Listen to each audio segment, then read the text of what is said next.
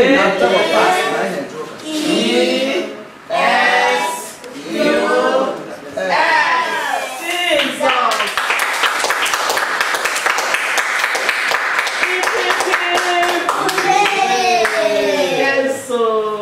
1st of October, Yes. and a new month. Yes. On one certain October 1st, a child was born. Yes. And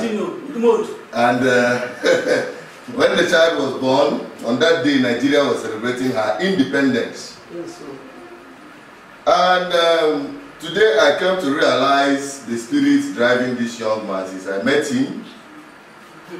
him in the field. He took me in as his younger brother. And since then, we have been in the race for the independence of the people.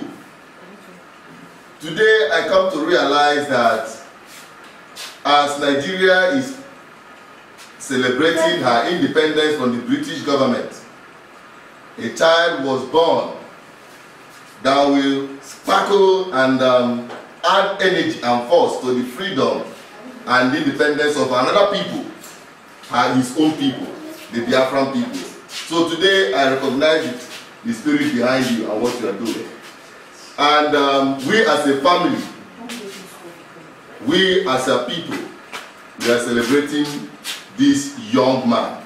Yes, so although he said he's getting older, old age is blessing. yes, so Old age is wisdom. yes. He has a young, beautiful family. He has a young, beautiful wife and 3 powerful, beautifully decorated kids and friends and families around him, the elder sister, the children, and we are all here and the rest of the world that is watching to celebrate this man that has been a force to give our people direction and hope, the image maker of the Biafran people. Yes. God has molded you into that, and today we celebrate you in the name of the Father, and of the Son, and of the Holy Spirit. Many more years to you. Amen. Yes, so Cheers. To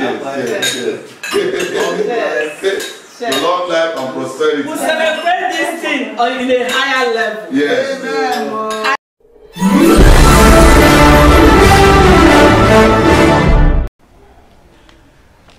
Hello, I can tell you once again, happy birthday. Chinedu, thank you. Today I realize why the spirit is burning inside you. You were born the day Nigeria is celebrating their independence. That's right. And that day a son was given to agitate for the independence of his people. I am very happy. I am very happy to celebrate. We share the same month, but I'm not privileged to share that 1st of October in terms of that spirit of fighting for independence for the people who deserve it. Anyway, my people out there, this is the Receiving Center in Enugu, the image maker of the customary government of indigenous people of Biafra. And I am your own friend as usual, Chinedu Peters. We are right here to talk about important issues. Today, Nigeria is celebrating her independence. On the news, in churches, in mosques, everywhere, the independence of Nigeria is the highlight of today. But does it reflect actually the feelings and the situation of the people, the reason why Nigeria got her independence, to give more and better life for the people? So we want to highlight on these issues, on the linking it up with the Biafran agitation. Okay. All right. As the image maker of the customary government of indigenous people of Biafra, what do you think about the independence of Nigeria? Do you think that if the potentials of independence of Nigeria was properly harnessed, the Biafran agitation will hit the high point that is happening today? I do not think so, because you know, when the independence or the process that led to that Nigeria achieving their political independence, you know, came to be, our founding fathers that fought had perhaps an impression of a better society for all the indigenous people in Nigeria. If what they had in mind then was to be put in place, I don't think the level of agitation we have today will be exactly the situation we have. It could be that people might be asking for their indigenous identities to be recognized. For instance, you have the indigenous people of Arewa, you have the indigenous people of Oduduwa, and you have the indigenous people of Biafra. You know, before now, so many of us do not know that you had people you call the Biafrans, even before the coming of white men. You have the Bite of Biafra, you know. You have for the first time, 1849, the name Biafra was recognized in the map of Africa, and it was there even before the coming of the white men. And you have the kingdom of Biafra, you have the kingdom of Benin, you have the kingdom of Zamfara. Yeah. Of course, you have the Oduduwas. Perhaps today is not to go into that historical perspective. But why I'm saying this is in response to your question, as in if the founding fathers, the ideology that brought about trying to say that we have to take control of our political space from the colonial masters, that if that ideology was to be followed to a logical conclusion, whether there will be need for some of us here to be answering the image maker, I think it might not be. Okay, what you just said now hit a chord when you say the founding fathers, the way they got their political independence. Because people have been saying that Nigeria actually did not get economic independence. And that is why if you are sick, especially the political class, they fly abroad. If you want to send your children to get good knowledge of education, you fly abroad. That's correct. If you want to buy any goods and services, you fly abroad. So Nigeria is totally what I call a consuming country. It's not viable economic, it's not independent economically. Now, we want to borrow some leave and learn some lessons, because if you see the way the Biafran agitation has gone, I will blame Nigeria, one, and I also blame the Biafrans, number two. Yeah. Where I blame Nigeria is because they refused to acknowledge the due process of law which the customary government which you represent are following through the court process, through the diplomatic process, roundtable discussion, through the political process, and the rest of them.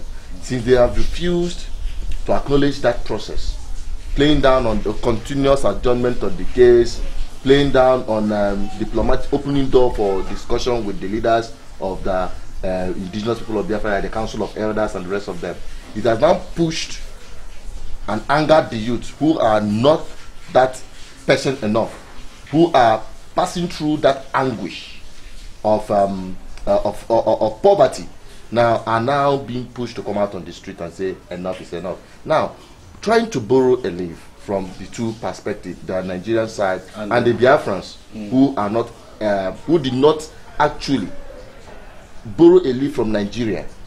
When you say Nigeria got her independence, fought for her independence. Yes. We mentioned it because that is the striking chord. Yes, fought for her independence. Yes. Did they fight for her independence with ammunition? No, not at all. With violent approach or anything? Not at all. It was people like us. Now, and they recognize that the British at that time are stronger in terms of arms, in terms of anything. And they have to follow through the due process of law, negotiating, discussing until it was handed over to them. That's correct. Do you think that the Biafran people are following that direction? What direction do you think that the Biafran people are actually following at this stage? Sorry, before I respond to that question, I want to, as a matter of fact, clarify an important point. You know, when you say the Nigerian side or Biafran side, you know, what people have in place right now is you have just few people, like 5 people, representing the interests of the whole people. Like you have the president, you have the vice president, you have perhaps the central bank governor or minister of finance, you have the IG, just like 5 or 6 people taking decision for the whole lot of 190 million people. And once the decision is dished out, what you have is the Nigerian government has spoken. It's the same way as in 1960, when people fought for the independence. The founding fathers that fought for independence were just very few of them. And what they had in mind, perhaps, after like 5 years of 1966, there was massive corruption in the land. That what they had in mind was truncated by invitation of the soldiers, by, of course, some selfish politicians. Today again, if you talk about the Biafran people, it's still few of people who are pushing, who are the forefront, trying to take decision as in concerns millions of people. Why I'm saying this is that if you have bad people at any point in time, that will give direction on where the millions will go. If you have good people, that will give direction on where everybody will go into. So right now, what everybody should be looking at, who is a leadership position. Now to your question on, sorry, remind me of that question. I mean, I'm talking about the direction the Biafran people all are right, going all right right, now. all right. Let me take it from there, because we say that Nigeria got their independence not through war, of course, because they know their might. They know that the white men were more powerful, technologically and otherwise as at that time. So what they did was political negotiation, diplomatic methodology. Zeke was always there, moving from one place to the other, talking. He has print media registered in Nigeria. It wasn't outside the law. He wasn't operating outside the law. It was registered, but he was there to tell the government that thing they will not want to hear, but perhaps what the people will want to hear. And he was ready to go to jail. So many of the activists that time went to jail, but it was political pressure. Now today, if you ask the direction we are going, we have learned our lessons. This is 21st century. There is no way we begin to go back. I want to say that our brothers the other time who said that perhaps due process of law will not pay off, that Nigeria is lawless, that you have to attack them through that means for them to hear your voice. We have learned our lesson. Our methodology and our process has always remained, which is political, diplomatic, and legal. You know BVI, Chinedu, as the director of BVI, that we have remained consistent since 2012, talking about the legal process. That the strength we have is to pursue our aspiration through the law. That is where the Biafran people have comparative advantage. That is where we have our strength. Because if you operate outside the law, somebody said, if you want to prepare for war, do you need to go on air and start shouting that you are preparing for war? No. You don't have to do that. If you want to prepare for war, you don't talk. You just keep on doing what is right. As a man of the house, there is no way you begin to announce to your enemies that if you cross my house, I will kill you. My dear, if you want to, you're a man, you arm yourself with your matches below and be preaching peace. If wars come to wars, the enemy will not know your strength. So when we talk about legal methodology, that doesn't mean that the law will not recognize our rights for self-defense. I hope you know that. Yeah. When we talk about diplomacy, or when we talk about our political methodology, knowing that it is political class that controls the economic class, yes, and controls the cultural structure. Once you have access to political structure, then you control even the religious structure, even the way you sleep with your wife in the night. It is the political structure that controls that. You know, as well as I do, that minus the political power, you cannot manage the economic power. And I know as an economist, that in economic power, you use policies to manipulate the way people drive on the road, the way people even buy second cars. If we have our way, there is a policy we put in place now. It will no longer be fashionable for people to buy 3 cars. The highest you can do is to have your car and your wife's car, and that is all. It will no longer be fashionable for people to start building houses everywhere. Why should a man have 44-story building everywhere in Nigeria? Or why should a man begin to go to Kaduna, go to this one, go to the other place, buy duplex here, buy for your girlfriend, buy for your boyfriend here and there? Is it necessary if your girlfriend knows that he can go to bank and access mortgage loan and build her own house? Do you understand? So why all these things are failing? Because of the system. The Nigerian system failed. Because government failed in our responsibility of providing those houses, those economic materials, or those economic policies that can guarantee what you're saying. I don't think nobody, I put it across to our viewers over there, and people who understand the politics of Biafra, and as well as the politics of Nigeria. I want to put it across to everybody there that it is no longer, nobody will begin to even debate it, that Nigeria has failed all of us. And that is why people are sending SMS messages to me happy birthday, this. I said I have nothing to celebrate. You can see, you've come here, you were here with my family, I'm having a quiet time with my cakes. There's nothing to celebrate. All what I've told them is for us to put our heads together, pray, because it is God that giveth life. It is God that taketh life.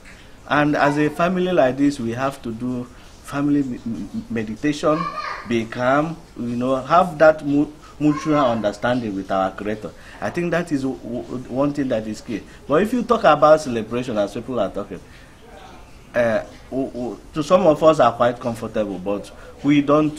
When your neighbor out there has no food to eat, I don't think you should be excited. When your neighbor has, you have your gen here, your neighbor has no electricity, he has no water, your neighbor cannot afford to pay school fees, people are dying in the hospital because of lack of insurance program package for them. Civil servants, their salary are not ready to take them home because of minimum wage at 18,000 naira per month. Then you talk of recession where there's no money everywhere, yet the general market prices are every day exaggerating and increasing. Then you talk of quality of education. I was in public school the other time and I felt like crying. And I said, beside me I saw a church with ties everywhere. I said, if they understand that these children need to study in a conducive environment, that you look at the environment, it has direct correlation with their mindset, the way you raise it. Yeah. And you look at the other building, private school, you look at how beautiful that place is. Then you begin to look at the class difference. You said, why do we belong in a system where somebody, because the parents are somewhere stealing money and sending the kids to where they pay 100,000 a term, and the other poor because the person does not have opportunity and is sending the children to where public school where the governor does not care and nobody cares, where some of the teachers you have, they cannot even begin to pronounce certain things. So there is a quiet madness in the system that you have class, that inequalities we are talking about. That brings me about the Biafran ideology, because I know you asked me that question as in the next direction where we are going in terms of after what the storm is over. Now that things are just like my Python does, prescription and the rest of them, what direction were Biafran people were expecting from the leadership of the indigenous people of Biafra? Yes, you know about us in customary government, one we say the Biafran ideology. People do not understand that concept, the Biafran ideology. What does Biafran ideology stands for? People have not got to know that that ideology is the basis of this agitation. Then the ideology of equity, the ideology of justice, the ideology of fairness. Then the question I will put to you, put it across to our people over there, is there fairness in our system? Even I am not against, when I talk about Nigerian, people right here that seated around me, they are still in Nigeria. They work in Nigerian government. Our governors are still Biafran people, but they represent Nigerian interests. The governors you have in the state, are they representing our interests? The senators you have, are they not Biafrans? Are they representing our interests? So the big question is, what actually is these people you call Biafran people fighting? They are fighting for equitable system where resources are evenly distributed. Then if they are fighting for that, are they trying to fight outside or inside?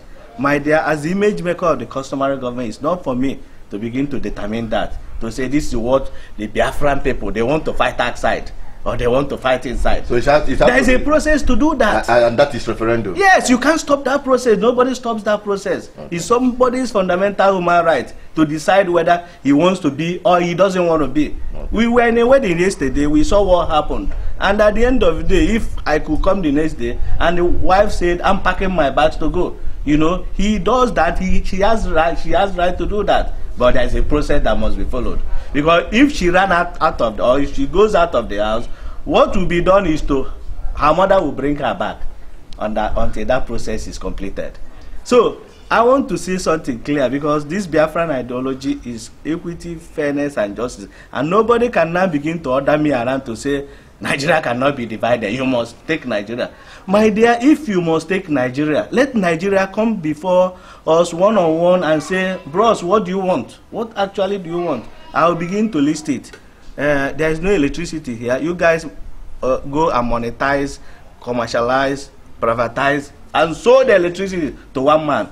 Every month they will bring 8,000 naira for me. Bring prepaid, nobody will bring prepaid for me, but they will be so excited to give me estimated. And yet somebody in Abuja is saying, I must love my 57th. I think people are mad and crazy.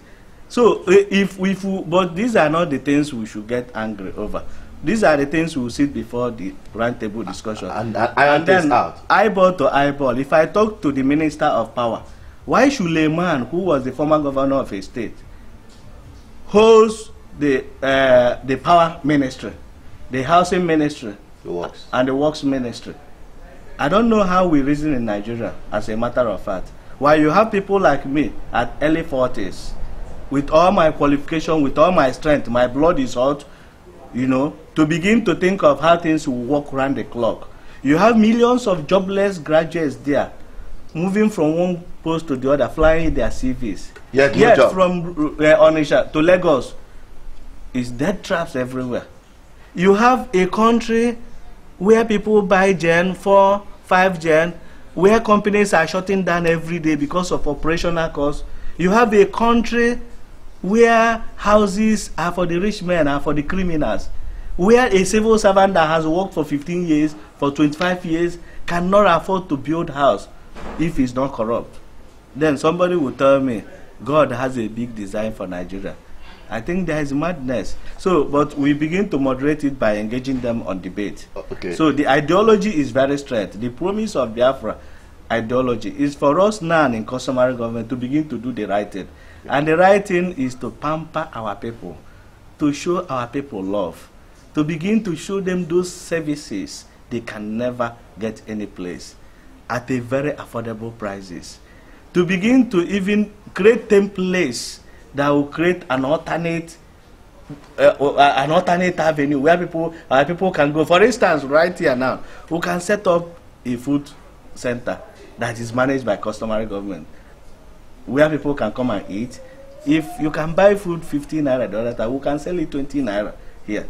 And we give you, I mean, the best of tests you can ever imagine. We give you quality services. When you go in there, we'll tell you this is Biafran ideology. Yeah. Then if we set up schools, if we have sponsors from America, we can call them in to say, build a school here. Yeah. We want our people in customary government to manage that school.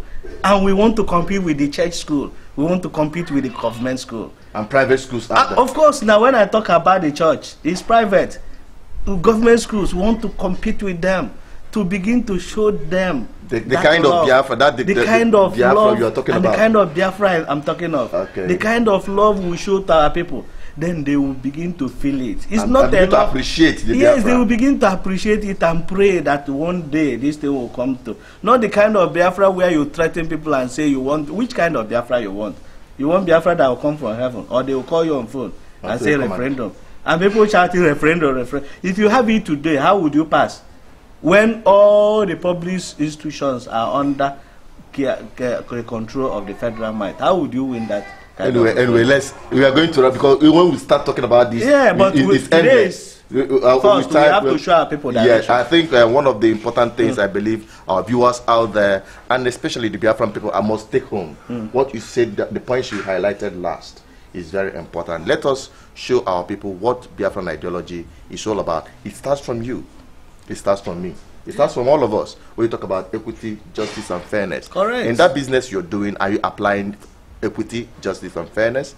In that office where you are, that thing that you do, that goods and services you render, do you apply this ideology of equity, justice, and fairness? This is what we have to start with, and everybody will start appreciating the Biafra we are talking about. If somebody asks you, why are you saw a traffic light red and you stop to obey the traffic without any coercion, and somebody is saying, why are you stopping? Why can't you just blow away just like every other person? You say, no, this is the Biafran ideology where you obey rules and regulations. Correct. You come to a place where you are a mechanic, workshop, you buy the genuine parts and fix the car as the best way you can. And somebody will say, you're never. Why this? If you're doing this, you are not going to make money. But you're not going to make too much money. But if you do cut, you make. No. He said no. This is Biafran ideology. You start applying it in everything that you are doing, and even empower the customary government. Those of you outside throwing away money in frivolities, building hotels everywhere. Why can't you add value to the system, whereby you believe that these children here has right to have quality education as your children do abroad? What you need to do is to empower the customary government through funding, through the contacts you have. Let people come and invest in education here in the Biafran land, and in the intervillage, not even in cities, in the villages, rural areas, so that children will start appreciating the kind of quality education Biafra will provide when it comes. So with this, I think that is the direction. Yes, and one other thing, when we talk about Biafra, I believe our other people in Nigeria, other ethnic groups, they get scared because to them Biafra means war, and perhaps the way people before us were doing it, whenever they want to talk, they talk. We want to divide Nigeria. We want to go out of this zoo. We want to destroy. We will burn down Nigeria. Oh my God, They are not always comfortable with us. When they see us down here, they say, these are the Biafran people, blood. They see Biafra as blood.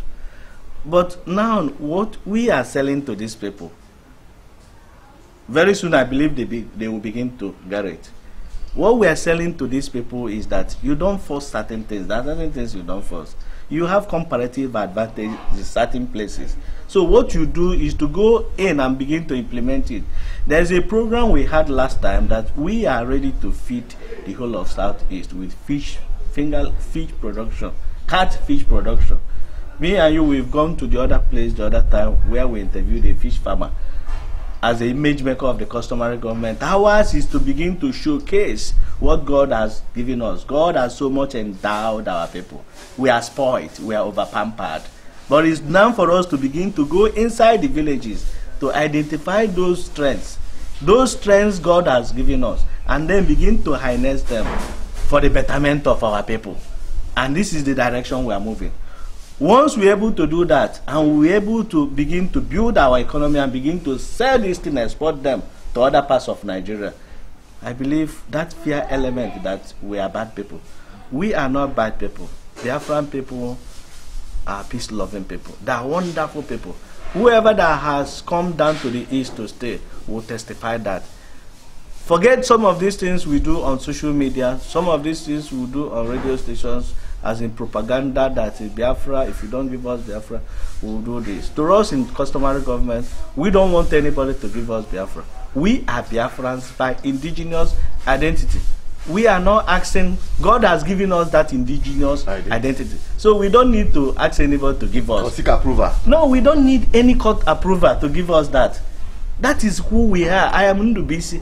I don't need any court approval. Because the day I was born, my father wrote a name. Which name do you want? It's Ndubisi. It's Ndubisi that you want. So we are indigenous people. Now if we begin to say indigenous people of Biafra, that could be defined. Some people will say, no, we no longer want that name Biafra, we want to change it. So if it comes to that, then we'll begin to discuss. But the fact remains that the people of Southeast are peaceful people. People of former Eastern Nigeria are people you can live without fear, without being afraid that this. No, it will not come to that. So we are projecting ourselves as in people who are peace-loving, people who do not go looking for trouble, are people who will be prepared when it comes to worst. All right. Thank you very much. It's a pleasure to have you on our BVI program. And I believe you always enjoy him anytime both of us are together. In fact, we are just trying to curtail the time. Don't forget to subscribe to our YouTube channel and follow us on all our social media platforms. For news update that is without propaganda, visit www.bvichannel1.com. Till I come your way next time, I still remain Associate Peters. Stay blessed. And most important, be safe. Thank you. Thank you. It's a pleasure. Thank you, my dear.